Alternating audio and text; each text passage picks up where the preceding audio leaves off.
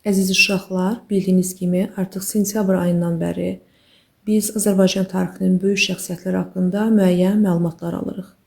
İranzu, Atrapat, Yusif Sacıoğlu, Şəmsəddin Eldəniz, Uzun Həsən və digərləri haqqında müəyyən məlumatlar aldınız.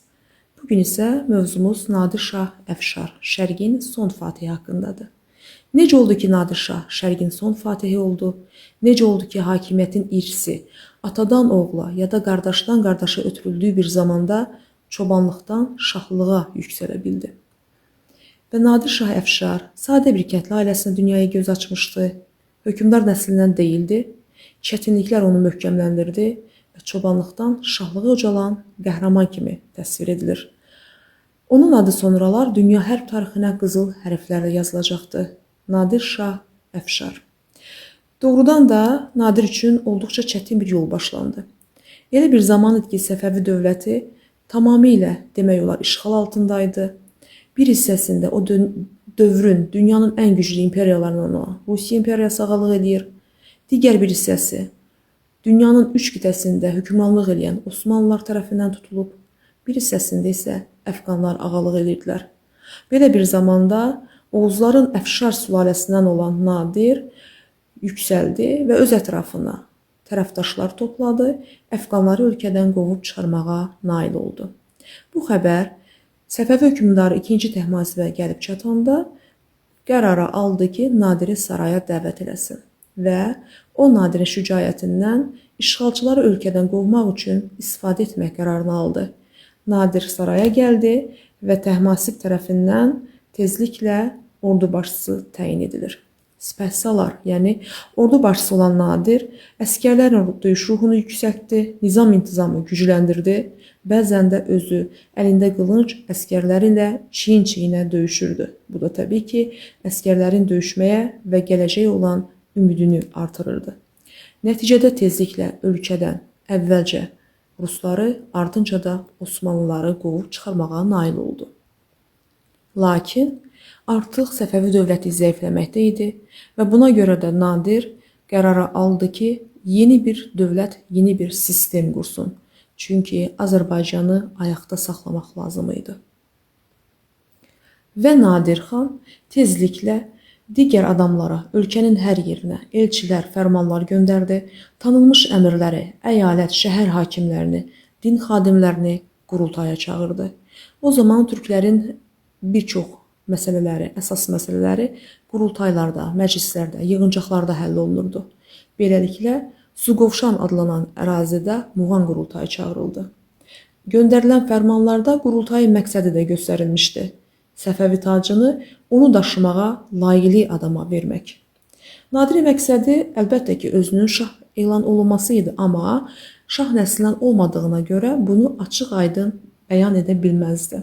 Çıxışında dedi ki, o iti qılıncı ilə Səfəvi dövlətini düşmənlərdən qoruyub, sərhədlərdə əmin-amanlığı bərpa edib, indi də yürüşlərdən yorulub istirahətə çəkilmək istəyir. Kimi istəsəniz, özünüzə şah seçin. Yığıncaq iştirakçıları bildirdilər, ölkəmiz müxtəlif qüvvələr tərəfindən işğal edilmişdi. Nadir düşmənləri məhv edib, hər şeyi qaytardı. Cəmaət razıdır, əmin-amanlıqda yaşayır, güzəranı yaxşıdır. Beləliklə, 1736-cı ildə Novruz bayramı günü Nadir şah elan olundu. Nadir Əfşar dövlətini yaratdıqdan sonra təbii ki, bir sıra islahatlar həyata keçirtdi, məqsədi dövləti gücləndirmək idi. İdarəetmə islahatında bir sıra vəzifələri ləğv elədi, hakimiyyəti birbaşa şahın səlahiyyətində cəmlədi, inzibati sahədə islahatlar keçirtdi, Azərbaycan adlı vilayət yaratdı, hərbi islahatında ordunu daha da güclü etmək üçün və özünə tabi olan əskər yaratmaq üçün artıq kəndliləri də orduya cəlb etməyə başladı. Düzdür, kəndlilərin orduya getməsi iqtisadiyyatın, sənətkarlığın zəifləməsinə səbəb olurdu, amma Nadir əldə etmiş olduğu qənimətləri də kəndliləri, əskərlər arasında bölüşdürürdü. Vergi islahatı həyata keçirtdi, böyük ordunun saxlanılması üçün böyük pulların lazım olduğuna görə Nadir artıq vergini məhsulla deyil, pulla almağa başladı. Və dini ixtilafların qarşısını almaq məqsədi ilə isə Şiə-Sünni ayrımcılığına son qoymaq və vahid dinin təbliğatına başlanıldı. Nadir Şahın qənimətləri, səfərlərdən əldə etdiyi qənimətləri o qədər böyük idi ki, şah əhalini hətta 3 illik vergilərdən azad elədi. Döyüşçülərinə, əmirlərinə də mükafatlar verirdi. Hərbi səfərlər içərisində ən böyük səfərlərdən biri Hindistan səfəridir. Hindistanda ələ keçirilən qənimətlərin içərisində məşhur Koh-i-Nur daşı var idi. Yəni, farsçadan mənası dağların nuru deməkdir.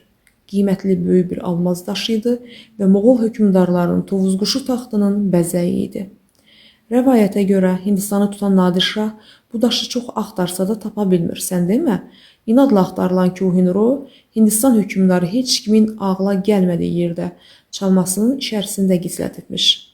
Bundan xəfiyyələri vasitəsilə xəbər tutan Nadir, Hindistan hökmdarının dostluq əlaməti olaraq baş geyimlərini dəyişməyi təklif edir. Hindistan hökmdarının başqa yolu qalmadı. Beləliklə, qiymətli almaz Nadirin əlinə keçir. Təəssüf ki, ölümündən sonra bu daş uğurlanaraq satılır. Nadir Şah hökmranlığı dövründə dövlətin arası xeyli genişlənmişdi. Hərb tarixinə verdiyi töhfələr, döyüş taktikaları Nadirə müxtəlif adlar qazandırdı. Ondan sonra təəssüf ki, şərqdə bu böyük uğurları heç kim təkrar edə bilmədi. Elə buna görə də Nadir şərqin son fatihidir. Ölümündən sonra daxili çəkişmələr yenidən başlandı. Ölkə ərazisi müxtəlif xırda dövlətlərə, yəni xanlıqlara parçalandı.